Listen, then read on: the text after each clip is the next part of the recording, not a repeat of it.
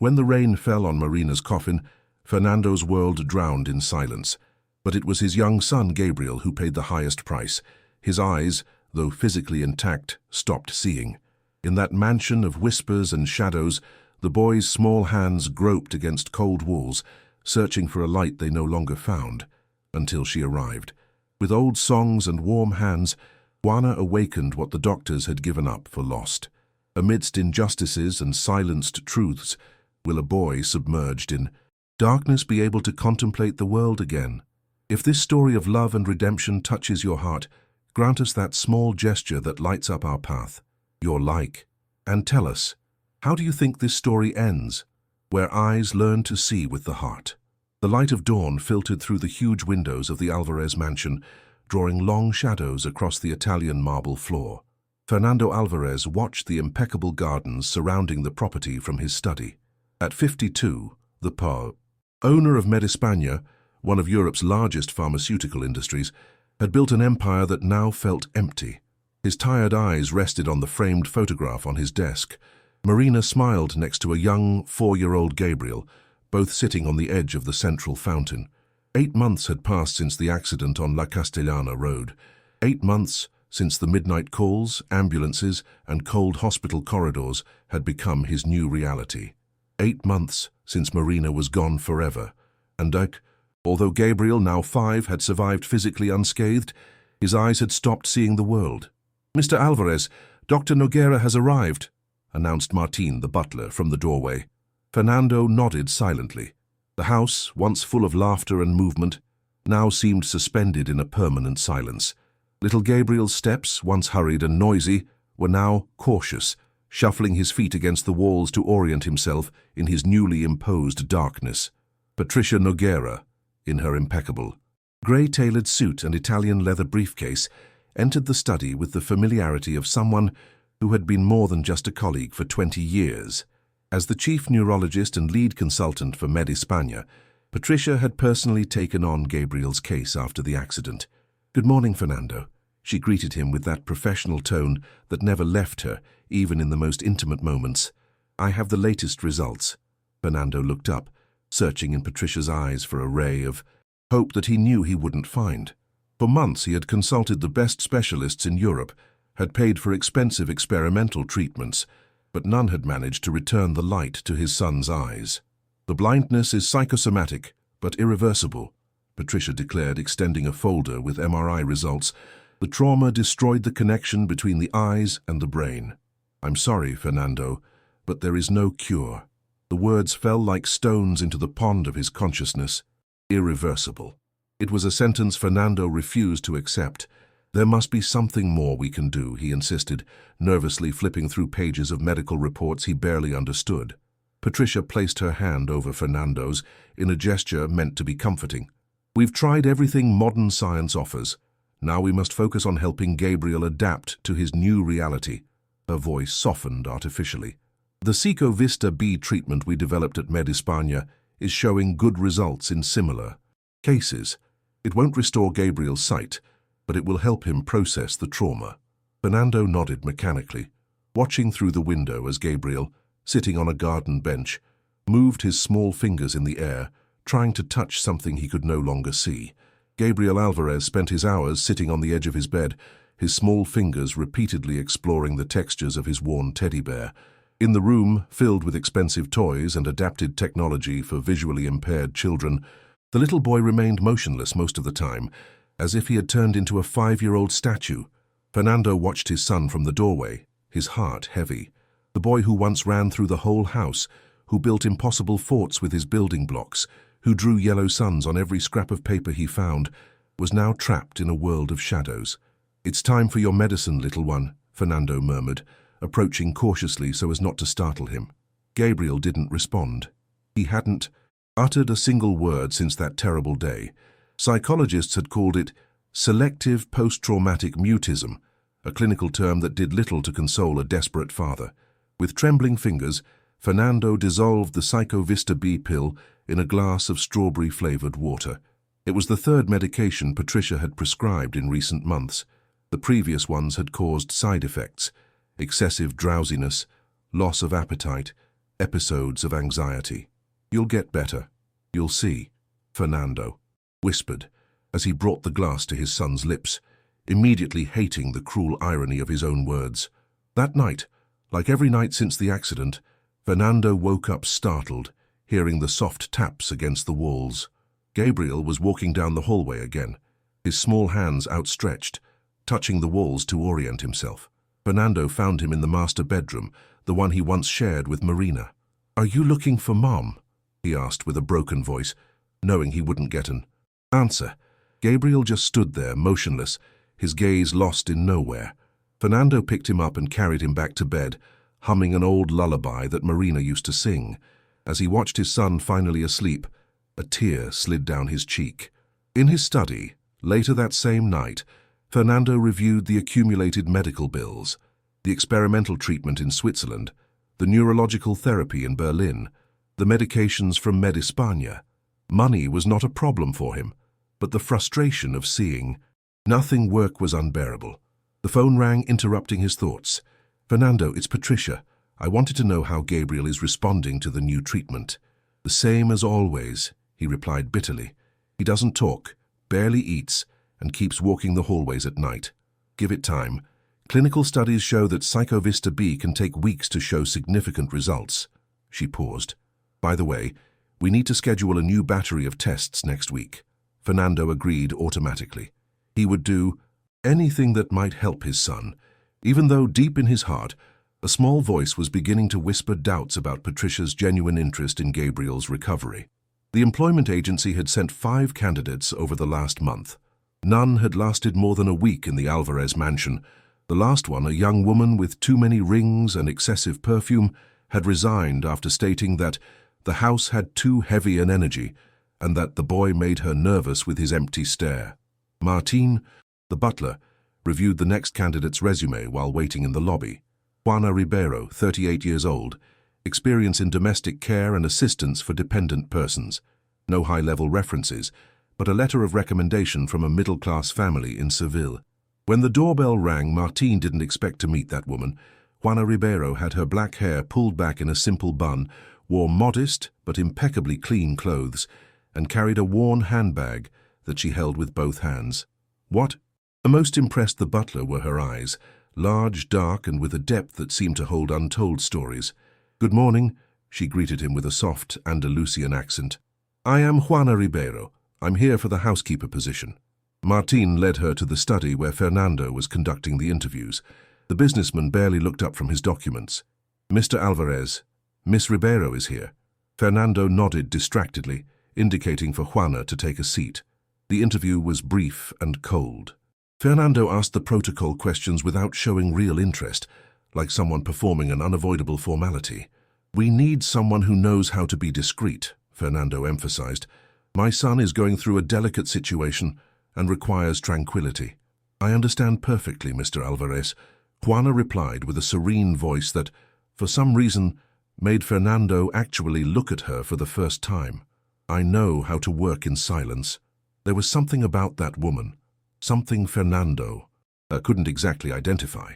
Perhaps it was the simplicity with which she spoke, without the pretension or nervousness of the previous candidates, or maybe it was the calm that seemed to emanate from her, like a quiet pond on a windless day. "You start tomorrow," he decided abruptly. "Martín will explain your duties and show you your room in the staff area." Juana nodded with a slight inclination of her head and left without a sound, as if she had already begun fulfilling her promise to work in silence. The next morning, while Fernando was having breakfast alone in the main dining room, he heard something that hadn't resonated in the mansion for months. A melody. A female voice was singing softly somewhere in the house, an old Spanish folk song. The voice wasn't extraordinary, but it had a warm, authentic quality that reminded Fernando of the songs his own mother used to sing when he was little. He followed the sound to the library, where he found Juana dusting the shelves. She didn't immediately notice his presence and continued singing while running the duster over the antique volumes. Fernando cleared his throat, and Juana turned around, startled. "Excuse me, sir," she said, immediately lowering her gaze. "I didn't mean to disturb you." "You don't disturb me," Fernando replied, surprised by his own sincerity. "It's been a long time since this house has heard music. What Fernando didn't notice, but Juana did, was the small figure that had stopped in the doorway. Gabriel, drawn by that unfamiliar voice, had emerged from his usual isolation to listen to the song. The days in the Alvarez mansion began to acquire a different rhythm. Juana worked with a quiet efficiency that was almost imperceptible.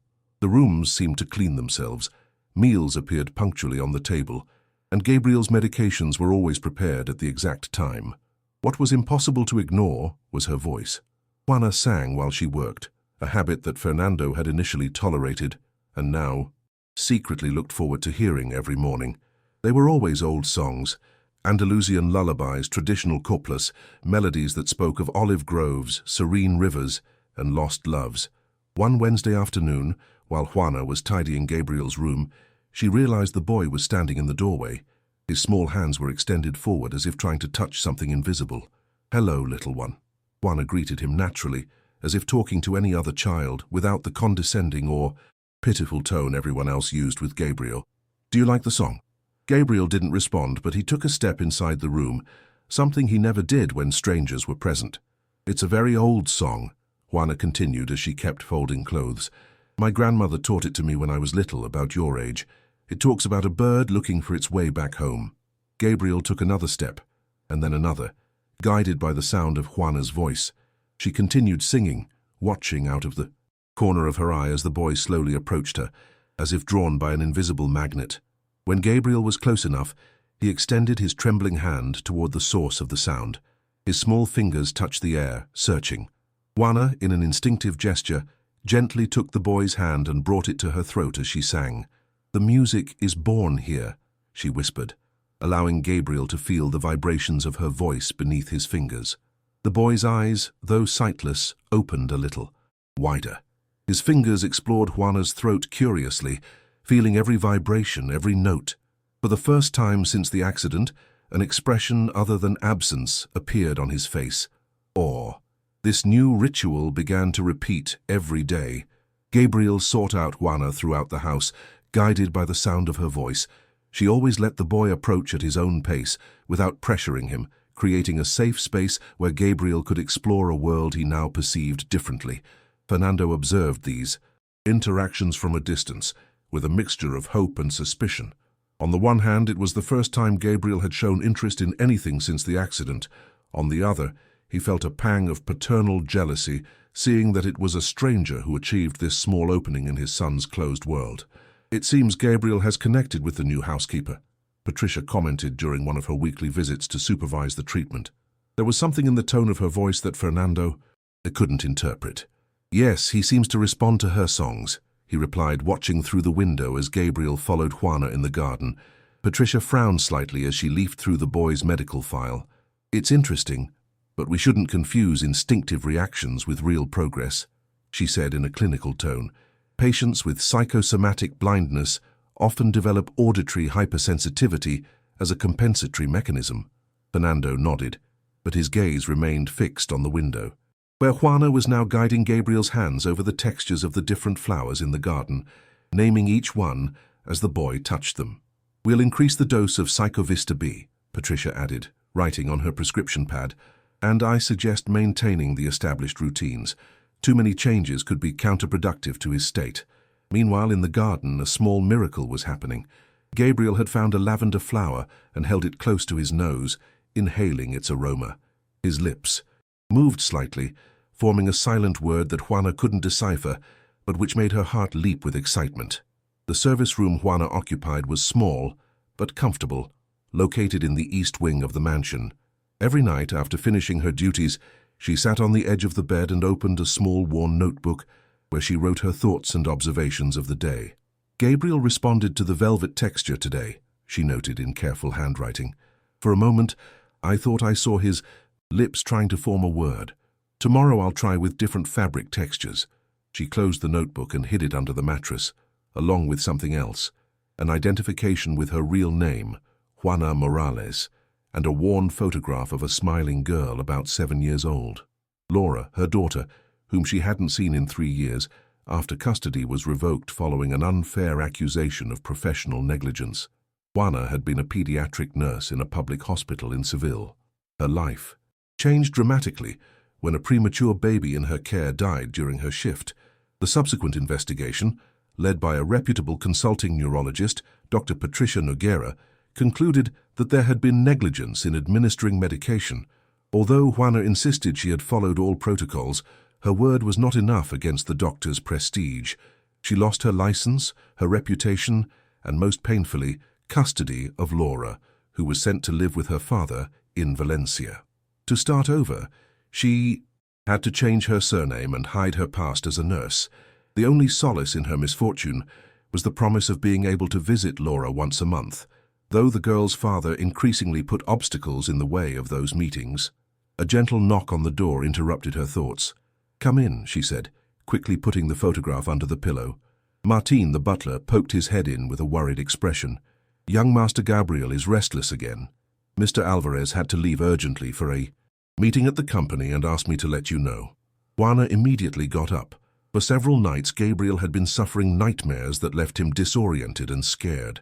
She followed Martin to the boys' room, where she found Gabriel sitting on the bed, breathing heavily with his hands outstretched, searching for something in the dark. "Shh, little one, I'm here," Juana whispered, sitting beside him. Gabriel turned his head toward the sound of her voice. His hands found Juana's arm and clung to it tightly. "I'll sing to you until you fall asleep, okay?" she offered, settling on the bed. She began to hum an Andalusian lullaby, the same one she sang to Laura when she was little. Little by little, Gabriel's breathing calmed down. His eyelids began to droop, and his hands loosened their grip on Juana's arm. Before falling completely asleep, his lips moved slightly. Juana leaned closer, trying to understand. "Ma, Ma," the boy seemed to articulate before falling deeply asleep. Tears welled up in Juana's eyes. It was the first time Gabriel had attempted to speak since she arrived at the mansion. She didn't know if he had mistaken her for his deceased mother, or was simply calling her that because of the role she was assuming in his life, but that small attempt at communication represented an enormous breakthrough. As she watched the child sleep, she didn't notice the figure that had stopped in the doorway. Patricia Noguera, who had arrived for an unscheduled visit, was contemplating the scene with narrowed eyes. The next morning, Fernando summoned Juana to his study. His expression was unreadable when she entered. "Dr. Noguera informed me that you were in my son's room last night," he said without preamble. "May I know why?" Juana maintained her composure, although she felt a familiar sense of alarm. Patricia's presence in the mansion the night before was no coincidence. "Mr. Martin asked me to attend to the boy, because you had to leave and Gabriel was restless," she replied calmly. "I sang to him until he fell asleep, as I do some nights when he has nightmares." Fernando stared at her, as if trying to read something beyond her words. "Since when have you been attending to Gabriel at night?" "I don't recall giving you that responsibility." "I have been doing it since the first week I arrived, sir," Juana answered without lowering her gaze. "Young Master Gabriel often has nightmares and sometimes walks disoriented in the hallways. I thought it was part of my duties to help him when he needed it." A tense silence filled the room. Finally, Fernando sighed. "Dr. Noguera considers it inappropriate for you to have so much contact with Gabriel. She says it could generate emotional dependence and complicate his treatment." Juana felt a chill run down her spine. The same doctor who had destroyed her career was now trying to distance her from Gabriel. But this time, she wouldn't let Patricia dictate the fate of an innocent child. With all due respect, Mr. Alvarez, she said in a firm voice, "since I began interacting with Gabriel, he has shown small but significant progress. Last night, before falling asleep, he attempted to speak." Fernando's expression changed immediately. "Speak? What did he say?" Juana hesitated for a moment before answering. "I'm not sure, sir. He seemed to be trying to say, 'Mom.'" Fernando's eyes filled with an unreadable emotion. Hope, pain, longing, all mixed together. He stood up and walked towards the window, turning his back to Juana. "Continue with your duties as before," he finally said. "But I ask you to inform me personally of any change in Gabriel, no matter how small." Juana nodded, grateful for the opportunity to continue helping the boy, but aware that she had just gained a powerful enemy. Patricia Noguera was not someone who easily accepted having her medical authority questioned. As she left the study, Juana exchanged glances with Patricia, who was waiting in the hallway with a folder of medical reports. The doctor watched her with a calculating coldness that Juana knew too well. "Good morning, doctor." Juana greeted her with forced politeness. "Good morning," Patricia replied with a smile that didn't reach her eyes. "I hope you are following all protocols with little Gabriel. It would be a shame if there was another unfortunate incident under your care." The message was clear. Patricia had recognized her, despite the change of surname. The threat hung in the air as Juana walked away down the hallway, her back straight and her fists clenched, vowing to herself that this time she wouldn't let Patricia manipulate an innocent life. The days turned into weeks, and the Madrid summer began to give way to the first signs of autumn.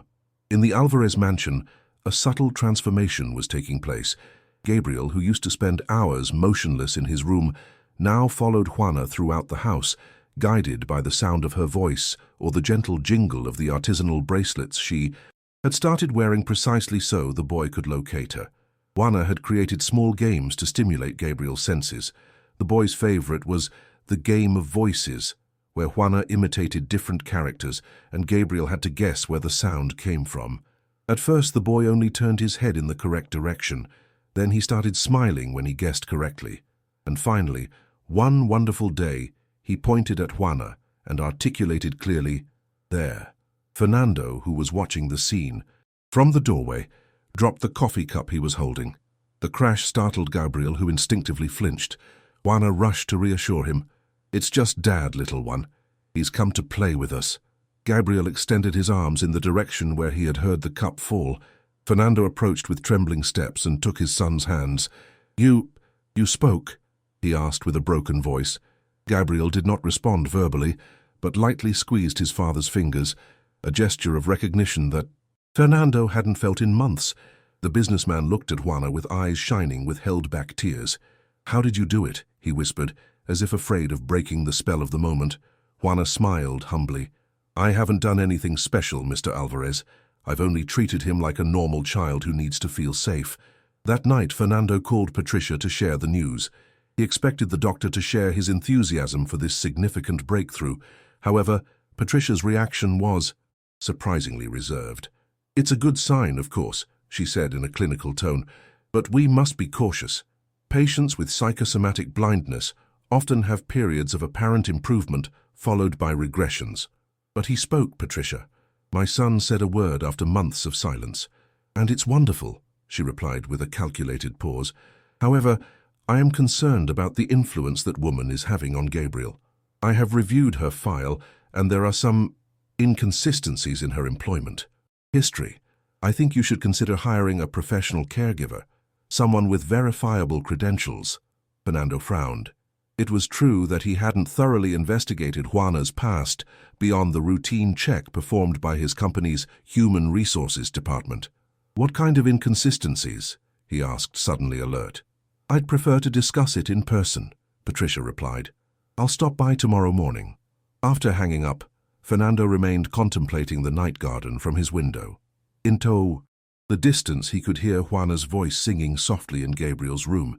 A part of him wanted to trust that simple woman who had brought a ray of light into his son's darkness. But another part, the one accustomed to a businessman's caution, warned him that he must verify every detail. The next morning, Patricia arrived early with a folder under her arm.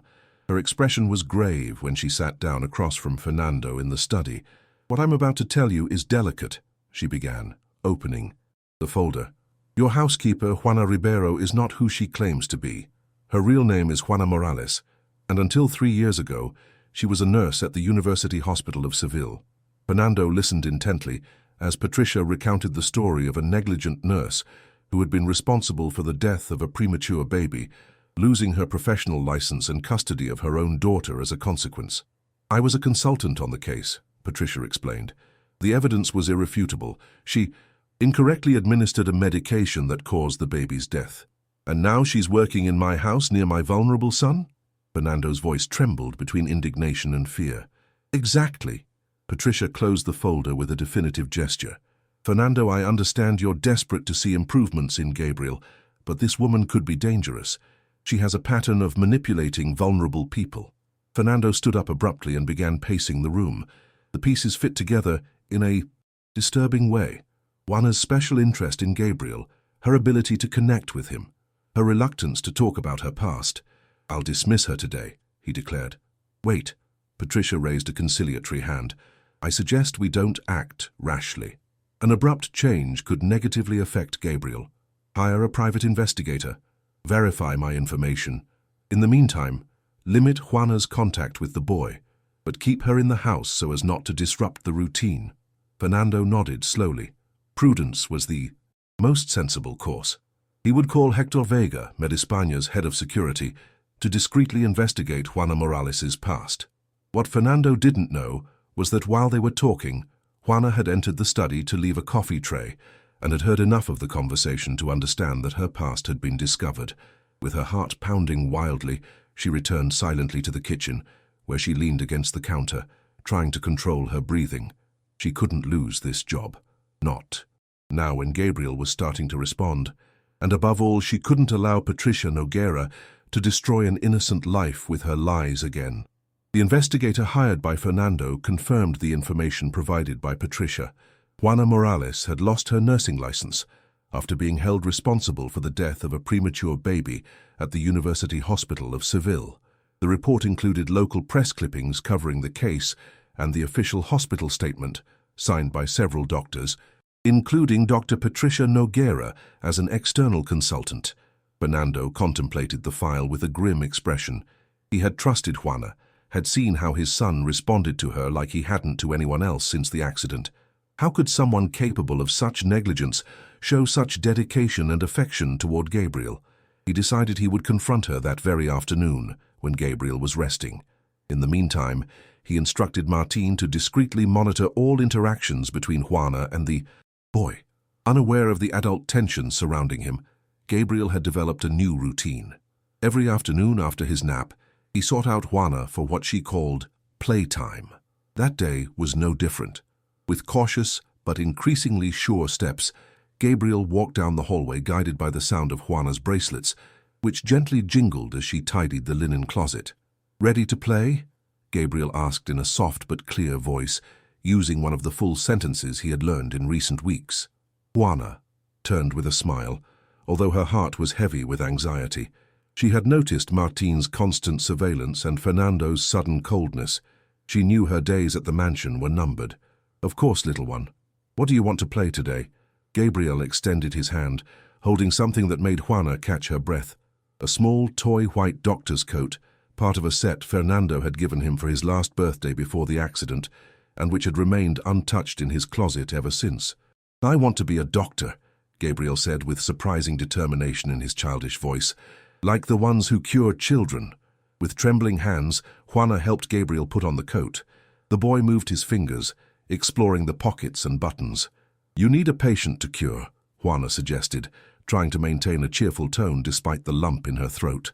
Gabriel nodded solemnly and took Juana's hand, guiding her toward the hallway rug. "Lie down here," he requested. "You're sick, and I'm going to cure you." Juana obeyed, lying down on the soft rug. Gabriel knelt beside her and began to examine her with movements surprisingly precise for a blind 5-year-old. His small hands touched Juana's forehead, her cheeks, her throat, imitating the actions he remembered from his multiple medical visits. "Where does it hurt?" he asked with professional seriousness. Juana, playing along, pointed to her heart. "Here, doctor. It hurts a lot." Gabriel placed his ear against Juana's chest, listening, at her heartbeat, as he had seen doctors do with their stethoscopes. Then, with a moving delicacy, he placed his small hands over the spot and kept them there, motionless. "I'm going to cure you, Mom," he said, in a soft but firm voice. Tears immediately streamed from Juana's eyes. It was the first time Gabriel had called her that directly, without ambiguity. In that moment, she forgot all her problems, all her anxiety about the future, and simply hugged the boy, holding him against her chest as tears ran freely down her cheeks. What neither of them noticed was that Fernando had arrived in the hallway just in time to witness that scene. He stood paralyzed, holding his breath. His son, who for months had barely responded to stimuli, was now playing doctor and trying to cure Juana, and he had called her Mom. A storm of contradictory emotions shook Fernando. Pain because Gabriel seemed to be replacing the memory of Marina. Jealousy because another person had achieved what he hadn't. managed in months of desperate attempts.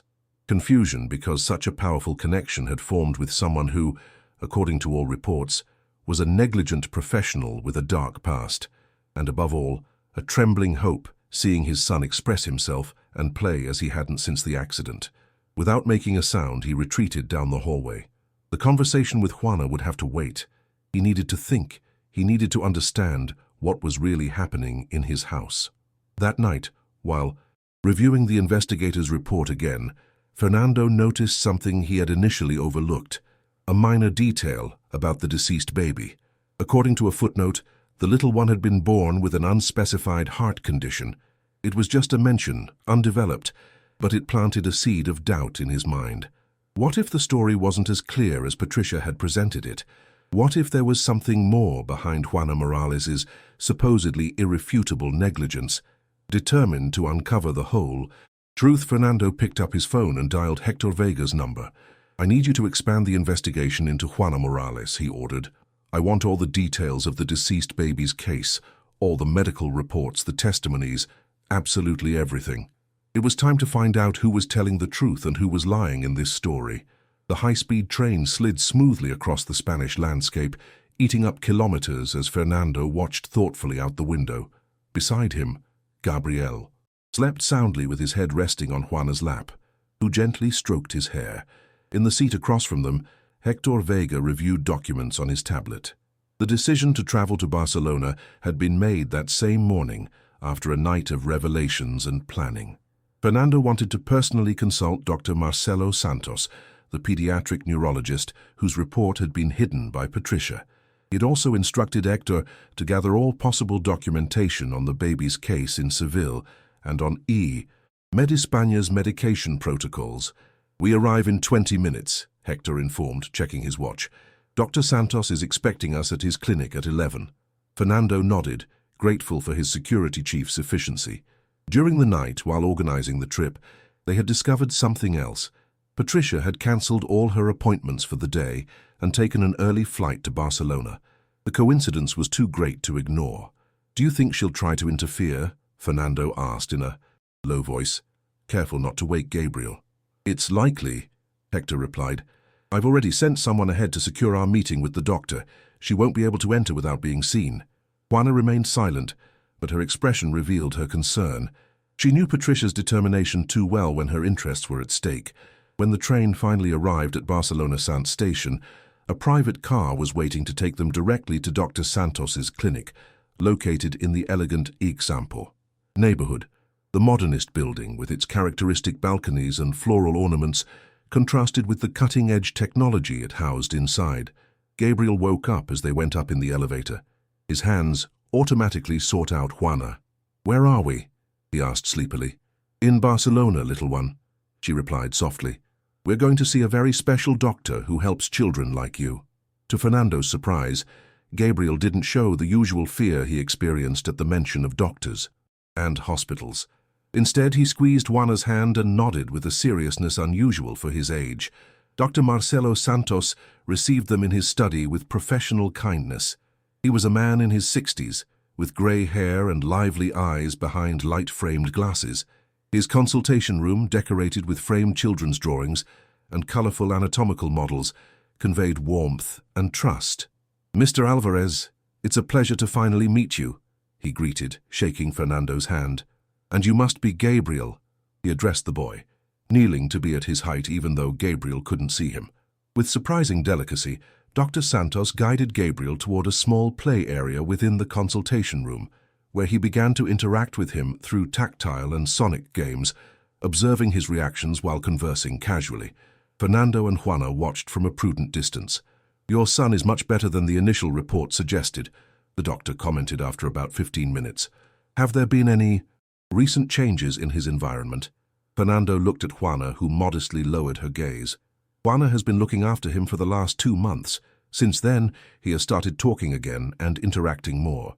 Dr. Santos nodded, as if confirming a suspicion.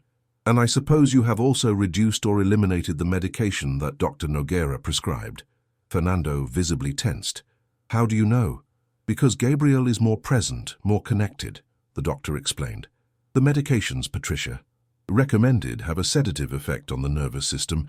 They are useful for certain cases of epilepsy or severe anxiety, but counterproductive for a psychogenic blindness like Gabriel's. Dr. Santos, Juana intervened with a professional voice that surprised Fernando. Could you explain to us exactly what is happening to Gabriel and what the chances of recovery are? The neurologist smiled, recognizing the tone of someone with medical training. Of course. Gabriel suffers from what we call psychogenic or conversion blindness. His brain and eyes are perfectly healthy, but the trauma of the accident created a functional disconnection. It's as if his mind decided to turn off vision to protect itself from the horror of what his eyes witnessed. Fernando shuddered thinking about what his son must have seen in that accident. His mother injured, blood, broken glass. The good news, the doctor continued, is that this condition is reversible.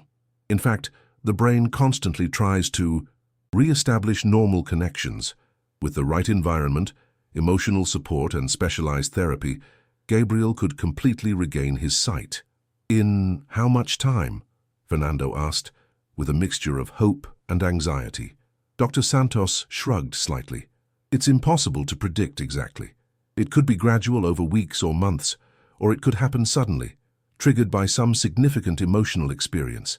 The important thing is to create an environment where Gabriel feels safe to see again.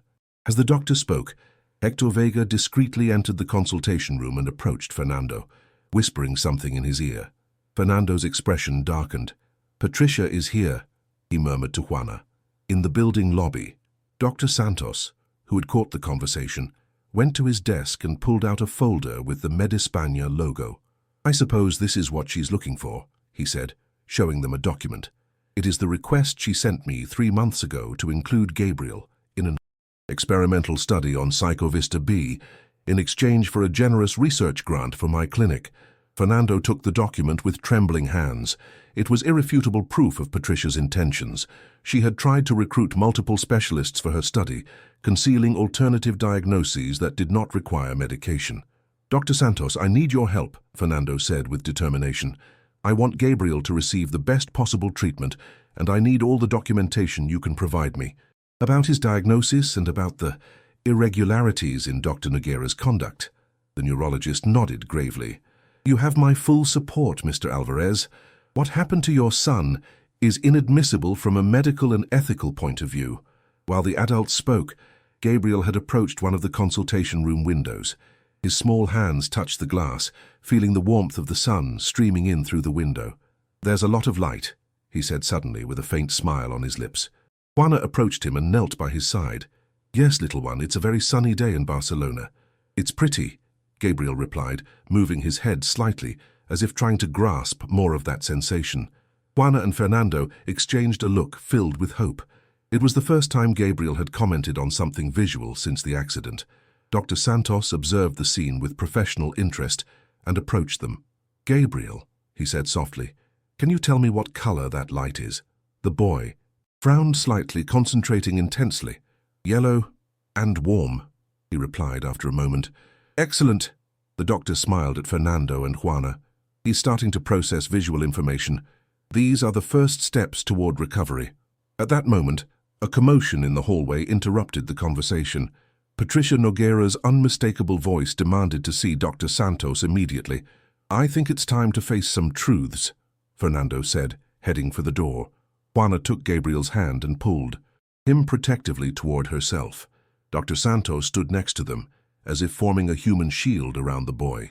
"Stay with the doctor and Gabriel," Fernando instructed Juana. "I'll deal with Patricia." With a determined step, Fernando walked out into the hallway, where he found Patricia arguing heatedly with Hector and the clinic's receptionist. "Fernando!" she exclaimed upon seeing him, instantly changing her expression to one of professional concern. "Why didn't you inform me that you were bringing Gabriel to Barcelona? As his primary physician, I should have—" "You are no longer his doctor, Patricia," Fernando interrupted in a firm but controlled voice. "And I think you know perfectly well why we are here." Patricia's facade of professionalism cracked for an instant, revealing a flash of fear in her eyes. "I don't know what you're referring to," she tried to regain her composure. "I'm concerned about Gabriel's well-being.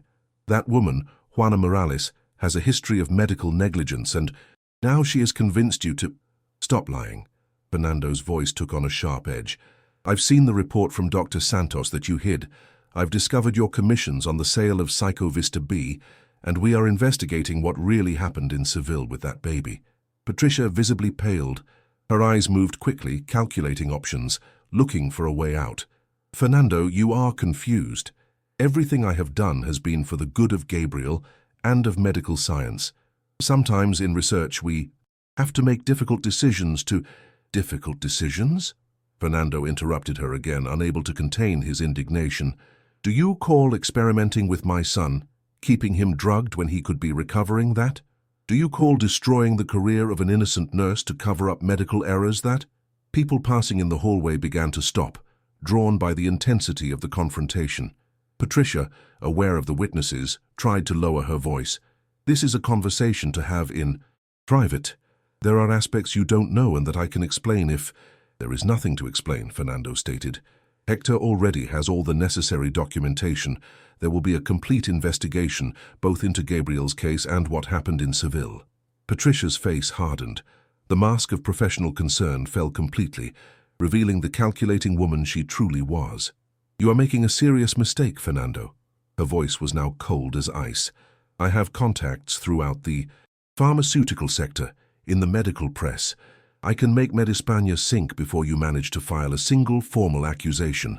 Fernando took a step closer to her, his voice low, but perfectly audible in the tense silence that had been created around them. Try it, he said simply, and you will discover that there is something more powerful than your contacts or your medical prestige. The truth.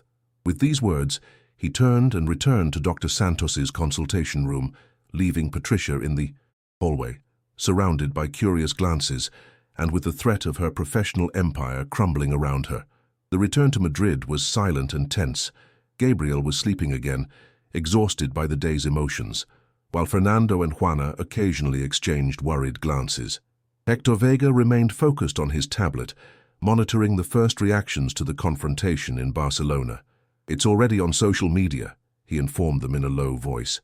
Someone recorded part of the discussion in the clinic hallway and uploaded it. Journalists are starting to ask questions. Fernando nodded gravely. He expected something like this. Patricia wouldn't stand idly by, and the pharmaceutical industry had too much power in the media. Upon arriving at Madrid's Atocha station, an unpleasant surprise awaited them. A large group of journalists was crowded at the exit, clearly expecting their arrival. How did they know? Juana murmured, instinctively shielding Gabriel with her body. Patricia. Fernando, replied dryly. She's counterattacking. Hector moved ahead, organizing 2 security agents he had called to escort them. Professionally, they cleared a path through the journalists, who shouted questions incessantly. Mr. Alvarez, is it true that you are accusing Dr. Noguera of malpractice? What can you tell us about Juana Morales? Has she kidnapped your son? Do you confirm that Medispaña has been conducting unauthorized tests on minors? Fernando maintained an impassive face as they moved toward the waiting car, holding Gabriel firmly in his arms. The boy, scared by the noise and confusion, clung tightly to his neck. Everything will be fine, little one, he whispered in his ear. Dad won't let anything bad happen to you. Once in the safety of the vehicle, Hector showed them a headline that had just appeared on a major medical news portal. Prestigious neurologist accuses pharmaceutical mogul of obstructing medical investigation for personal reasons. It's just the beginning, Hector warned. Patricia is mobilizing her contacts. We have to prepare for a media battle. Fernando looked at Juana, who was staring out the window with a worried expression. Are you prepared for this? He asked softly. Things are going to get difficult. Your name, your past, everything will be publicly exposed.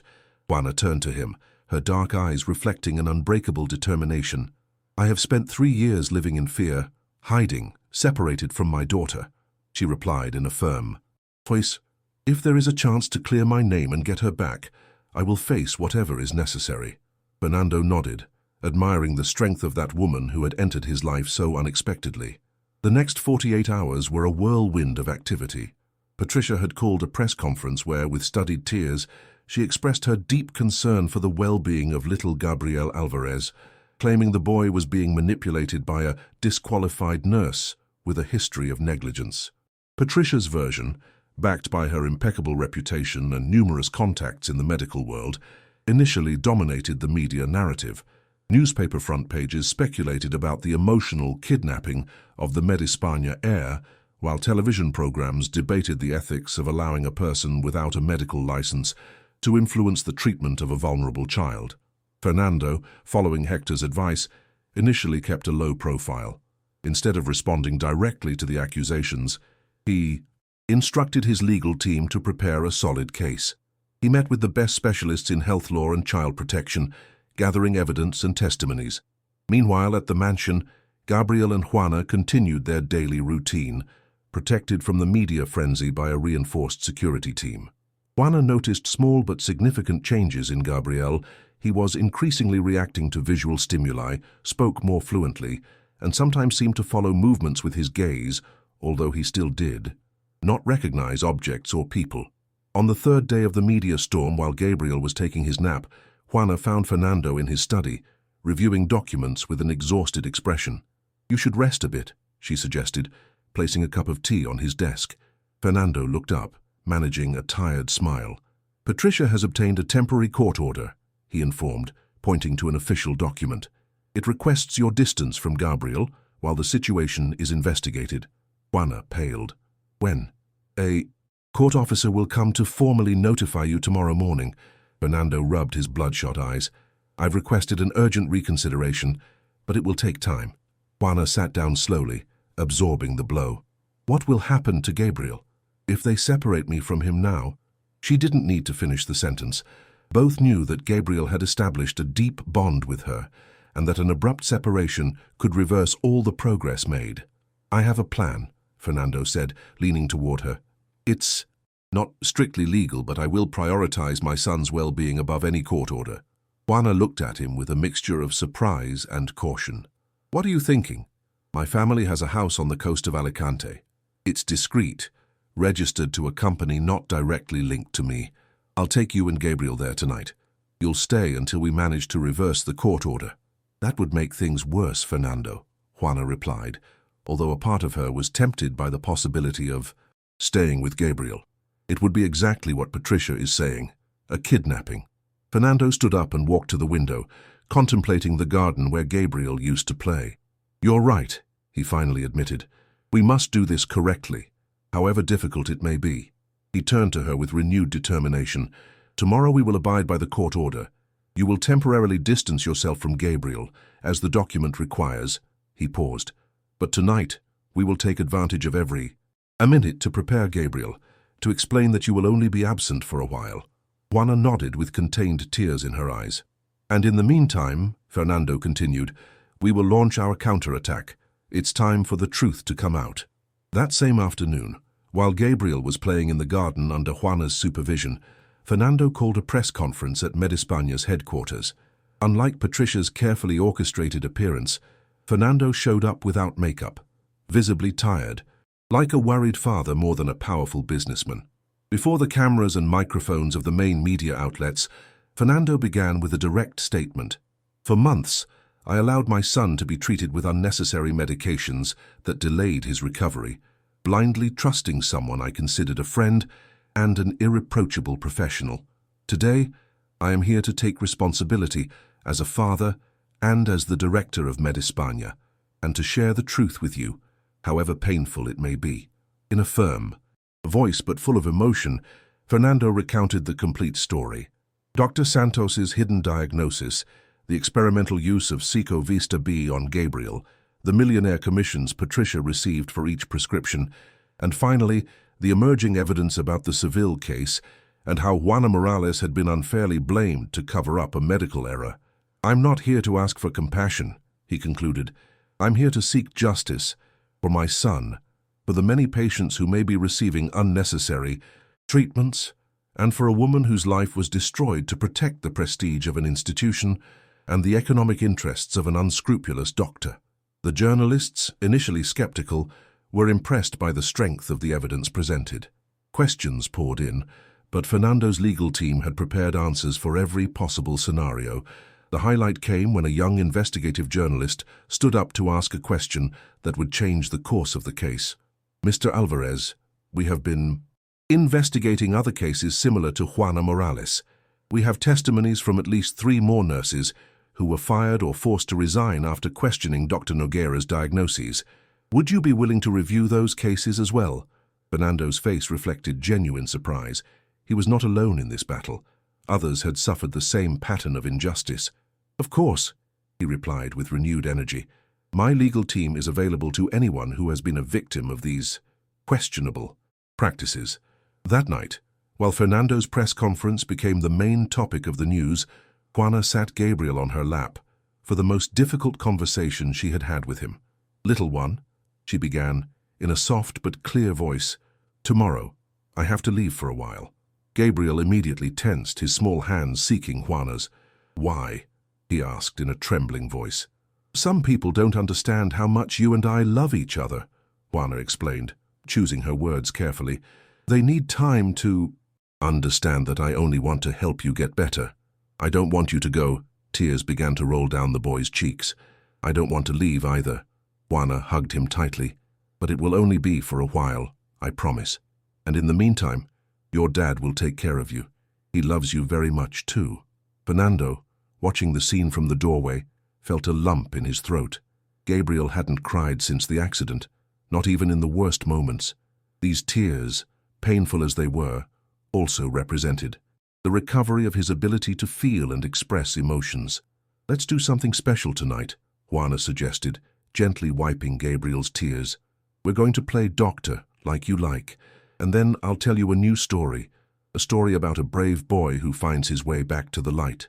Gabriel nodded slowly, clinging to the implicit promise in those words that the darkness wouldn't last forever. The morning Juana was due to leave the Alvarez mansion dawned gray and rainy, as if the sky reflected the mood of its inhabitants. Gabriel had refused to eat breakfast, sitting silently in his room while Fernando tried, unsuccessfully, to cheer him up with promises of special activities for the coming days.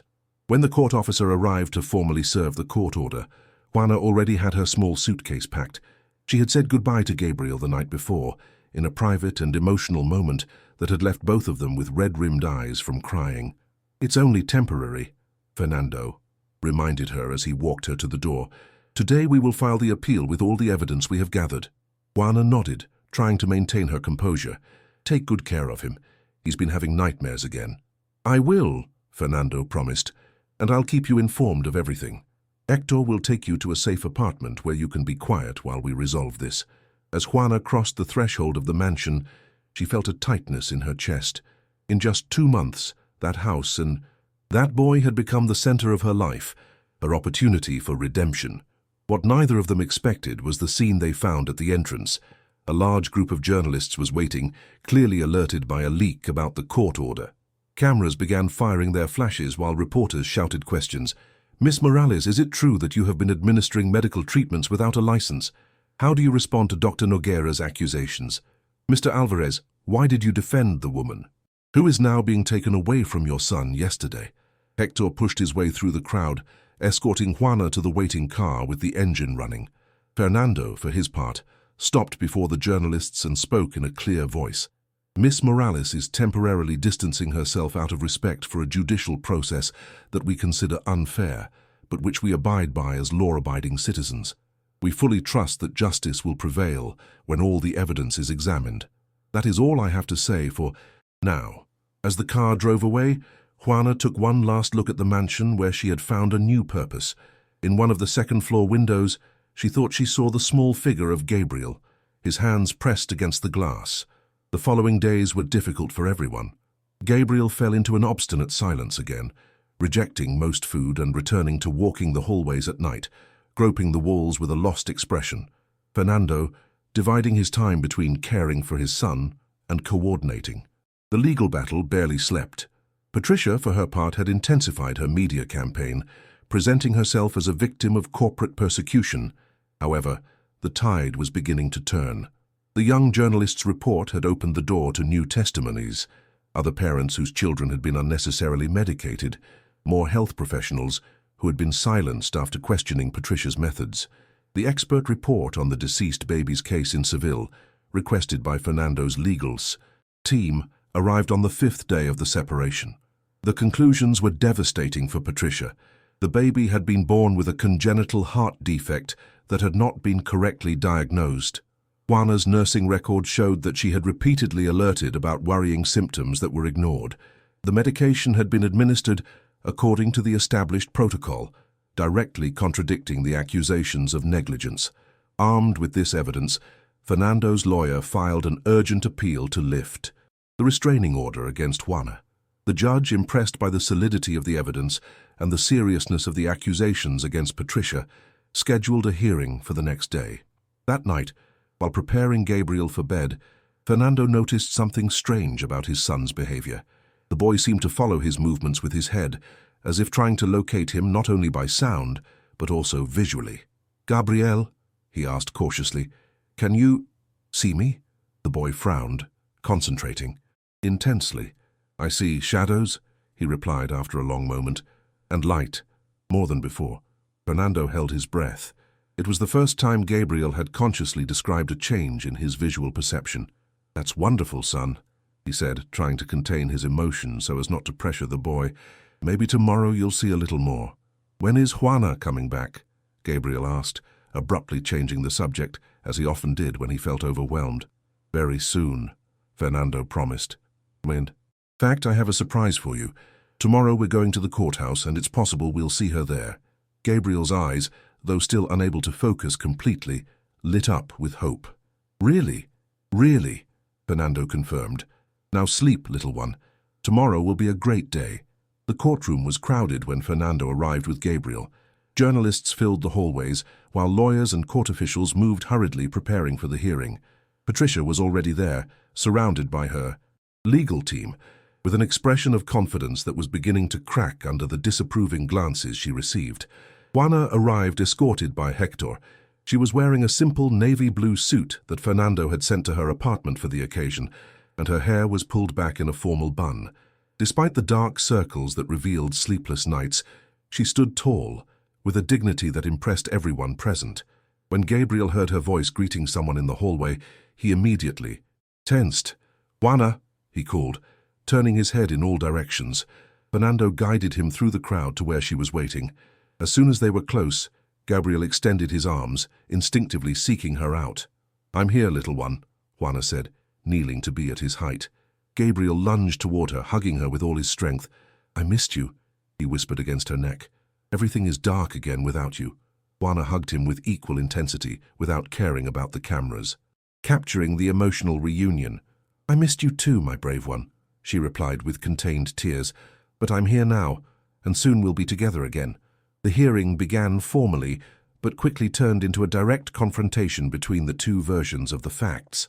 Patricia's lawyer tried to present her as an impeccable professional victim of a smear campaign, while Fernando's legal team methodically exposed the gathered evidence, hidden medical reports, testimonies from other professionals, financial analyses revealing the Millionaire commissions, and finally, the expert report on the Seville case. Patricia, cornered, finally lost her composure when the judge directly questioned her about the inconsistencies in her statements. "Everything I have done has been for the benefit of medical science," she exclaimed, abandoning her facade of a serene professional. "Sometimes you have to make difficult decisions, use specific cases to develop treatments that will benefit thousands in the future." A murmur ran through the room at this implicit admission. "Are you acknowledging that you used the minor Gabriel Alvarez as an experimental subject without his father's informed consent?" the judge asked severely. Patricia paled, aware of her error. Her lawyer tried to intervene, but the damage was done. The judge, after hearing the final arguments, retired to deliberate, announcing he would return with a decision in an hour. During the recess, Fernando, Juana, and Gabriel waited in a small private room away from the media frenzy.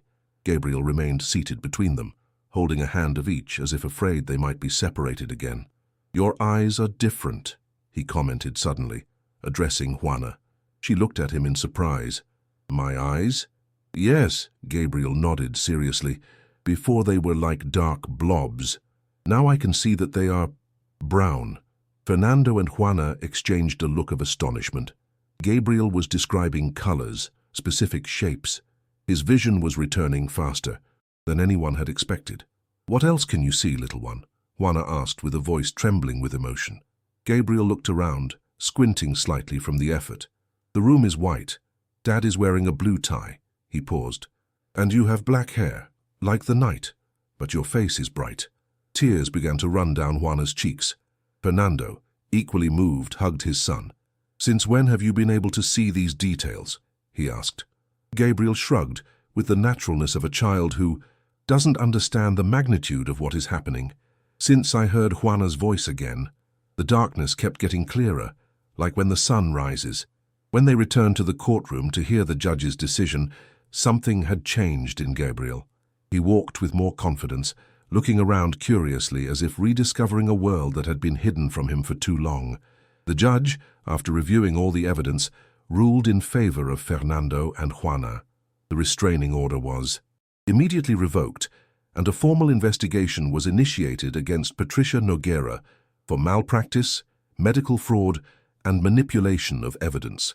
Additionally, the civil case was ordered to be reviewed with a view to the complete professional rehabilitation of Juana Morales. Upon hearing the sentence, Patricia collapsed in her seat. Her impeccable reputation, her brilliant career, all crumbled before her eyes. When the court officers approached to formally notify her of the opening of the investigation, she looked at Fernando and Juana with a mixture of rage and defeat. Juana, however, did not feel the satisfaction she had imagined during years of injustice. Instead, she experienced a quiet certainty that the truth had finally prevailed. As they left the courthouse, the camera flashes momentarily blinded them. Gabriel, clinging to Juana's hand, stopped on the steps, blinking at the intensity of the light. "Are you okay, little one?" she asked, worried. Gabriel looked up at the sky, where the Madrid sun shone brightly behind scattered clouds. A smile of pure wonder spread across his face as his eyes, finally able to see the world, filled with light. "It's so beautiful," he whispered, not taking his eyes off the blue sky. "Much prettier than I remembered." The following months brought profound changes for everyone involved in the story. The legal case against Patricia Noguera advanced relentlessly, accumulating evidence and testimonies that revealed a systematic pattern of scientific fraud, manipulated diagnoses, and illicit enrichment at the expense of vulnerable patients.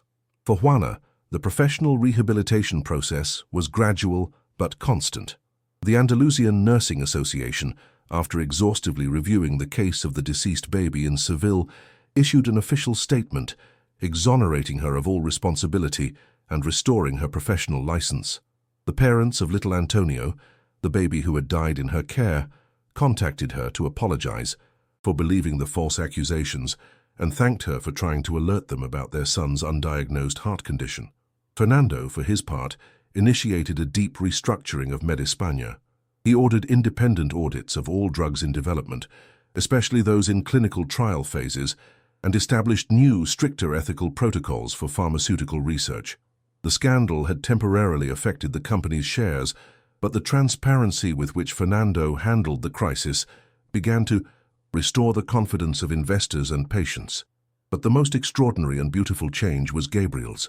His vision continued to improve day by day, as if his brain, finally freed from trauma and the burden of unnecessary medications, was quickly relearning to process visual information.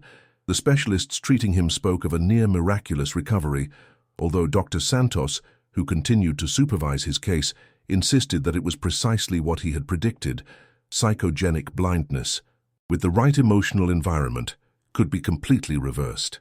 In the Alvarez mansion, life acquired new routines. Juana, now officially hired as Gabriel's personal nurse, oversaw his recovery with professional dedication and the same affection as always. Fernando, who had delegated some of his executive responsibilities to spend more time at home, rediscovered the pleasure of small daily things: shared breakfasts, walks in the garden, afternoons reading with Gabriel. One sunny spring afternoon, while Gabriel was concentrating on drawing on the terrace, Fernando and Juana conversed in low voices, watching him proudly. "The final judgment against Patricia will be next month," Fernando commented. "The lawyers say the evidence is overwhelming. She will probably face a prison sentence." Juana nodded, with a serene expression that had replaced the old anxiety that accompanied her when the case was discussed. "You know, sometimes I think about visiting her." she said, surprising. Fernando. Not for revenge or to gloat, but to understand why she did what she did, what led her to sacrifice her professional integrity and harm so many innocent people. Fernando looked at her with admiration. Juana's lack of resentment, her ability to seek understanding even toward the person who had harmed her so gravely, was one of the qualities he valued most in her. "You are an extraordinary woman, Juana Morales," he said sincerely. She smiled, slightly blushing at the compliment. "I'm just trying to do the right thing, as always." A comfortable silence settled between them, broken only by Gabriel's soft humming as he colored. Fernando had noticed how his relationship with Juana had subtly evolved in recent months. What began as a professional relationship then transformed into an alliance to protect Gabriel. And now there was something more, a warm and deep feeling that grew day by day. "I received news from my lawyer this morning," Juana said suddenly with a special sparkle in her eyes. "The hearing to review Laura's custody is scheduled for next week." Fernando instinctively took her hand. "That is wonderful news. How do you feel?" "Nervous, hopeful, terrified," she confessed with a small laugh. "It's been 3 years. My little girl is 10 now. I wonder if she will remember me, if she can forgive me for not fighting harder from the beginning." "Children have an amazing capacity to understand and forgive," Fernando replied, looking at Gabriel. "And you have nothing to reproach yourself for. You did what you could under impossible circumstances." Juana squeezed Fernando's hand, grateful for the constant support he had given her throughout the entire legal process to regain her daughter. "Can I go with you?" Gabriel's voice surprised them. The boy had approached silently and was now watching them with his big eyes, now completely able to focus and follow movements. "Where to, little one?" Juana asked, confused. "To see your daughter," Gabriel replied. "Naturally. I want to meet my sister." The word sister caused both Fernando and Juana to hold their breath. It was the first time Gabriel had expressed that family connection with Juana's daughter, revealing how he perceived the relationship between them. "Honey, Laura isn't—" Fernando began but stopped, unsure how to continue. "We still don't know if the judge will allow me to regain custody," Juana explained gently. "And after that, Laura will need time to adjust, to get to know us." Gabriel nodded seriously, processing the information. "But if she comes to live here, she can be my sister, right?" he insisted. "You're my mom now, so your daughter would be my sister."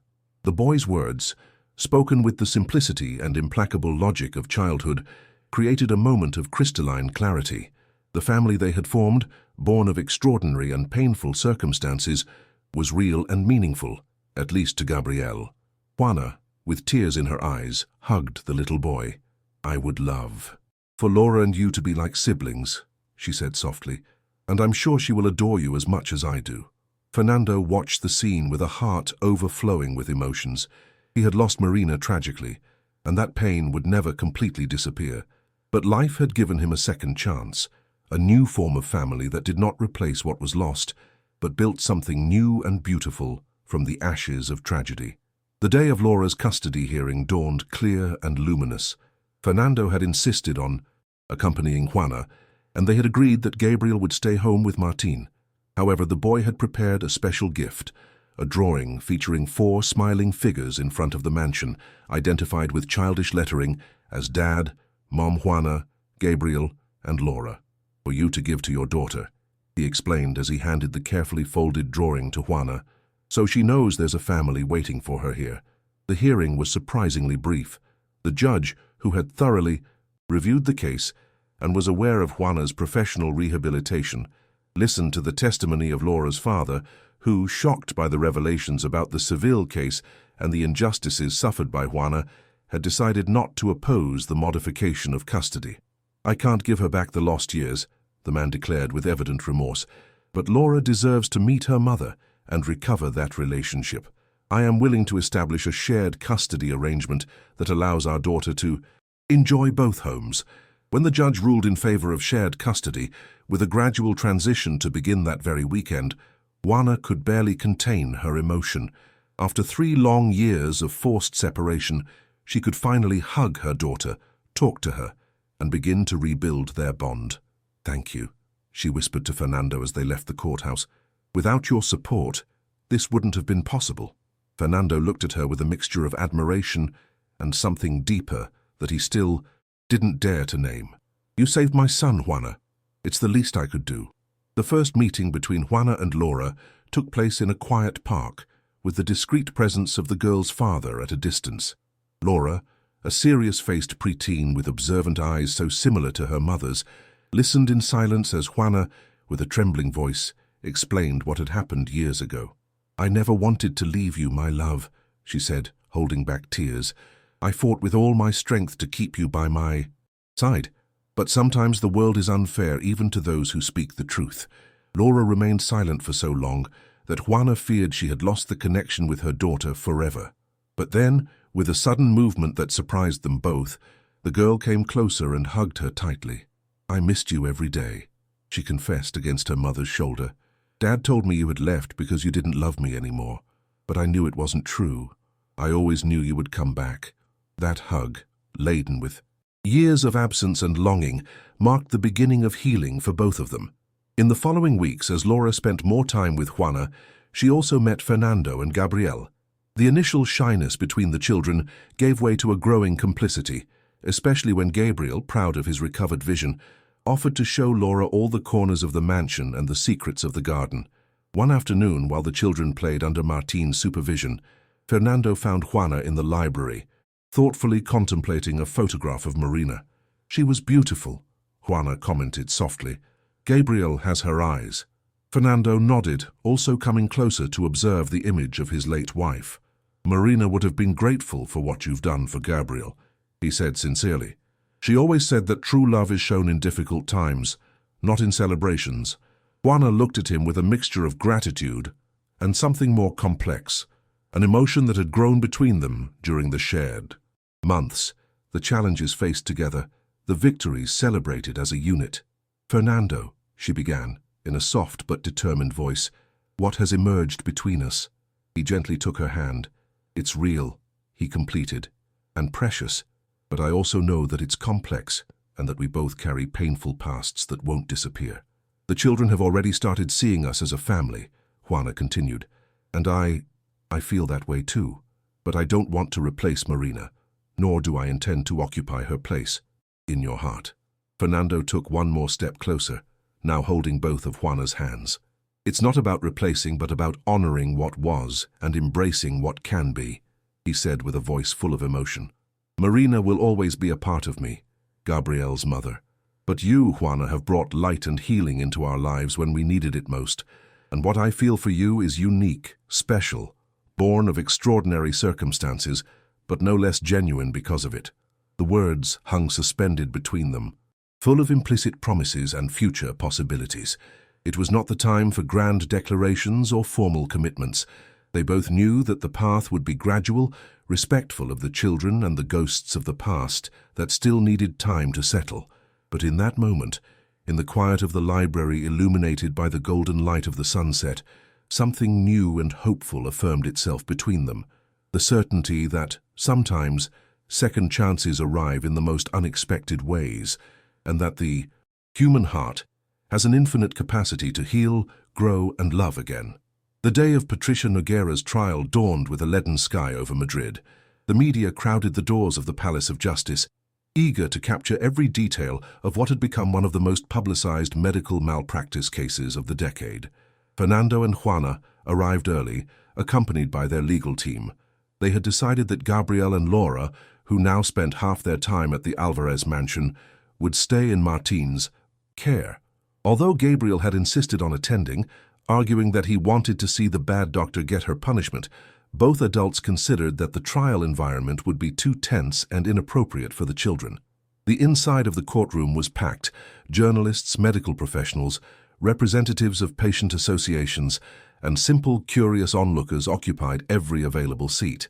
Patricia was already there, sitting next to her defense lawyer, with an impassive expression that did not reveal the internal turmoil she must have been experiencing. When Fernando and Juana entered, a murmur ran through the room.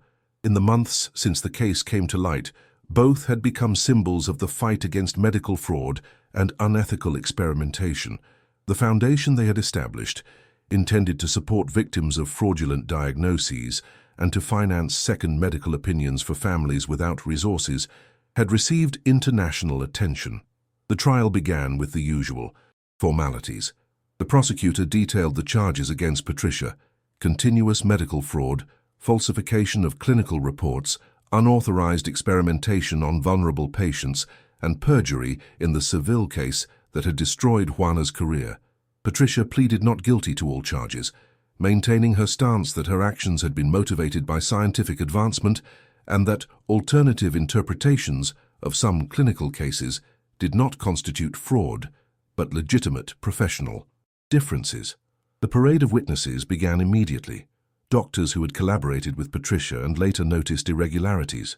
Parents of children who had received alarming diagnoses that later turned out to be exaggerations to justify costly treatments. Medispaña executives who confirmed the Millionaire financial agreements with the neurologist. When it was Juana's turn to testify, the room fell into complete silence. In a clear and firm voice, she recounted her experience at the Seville hospital, how her observations about the baby's condition had been ignored, and how Patricia had manipulated the reports to blame her for negligence that never existed. "Do you believe Dr. Nogueira had personal motivations to harm you?" the prosecutor asked.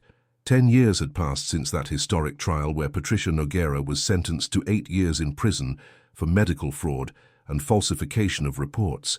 The Alvarez Morales Foundation had become an international benchmark in the fight against fraudulent diagnoses, helping vulnerable families obtain second medical opinions. In the Madrid mansion, now full of life and laughter, a special celebration was taking place. Gabriel, 15 years old and with perfect vision, was being honored for his early admission to the Faculty of Medicine. His eyes, identical to those of his biological mother, shone with determination as he spoke of his desire to specialize in pediatric ophthalmology. Laura, 2 years older, was studying psychology with the same passion her mother had shown for nursing. Photographs on the mantelpiece showed the 4 of them as the family they had built from the ashes of tragedy. Fernando and Juana had married in an intimate ceremony 3 years after the trial, honoring the past while celebrating their shared future. During the toast, Gabriel unexpectedly stood up and asked to speak. "When I was little and lived in darkness, I thought I would never see again," he began in a serene voice. "But Juana taught me that true vision is not just in the eyes but in the heart. She cured me without medicine, without expensive therapies. She cured me with patience, with faith, and with love." Fernando hugged his wife as silent tears rolled down Juana's cheeks. In that room, surrounded by friends who had been with them in the darkest moments, they felt Marina's serene presence, as if she too was celebrating that her son had found his way back to the light. "The darkness is never so deep," Gabriel concluded, raising his glass, "when there is a heart willing to light the way."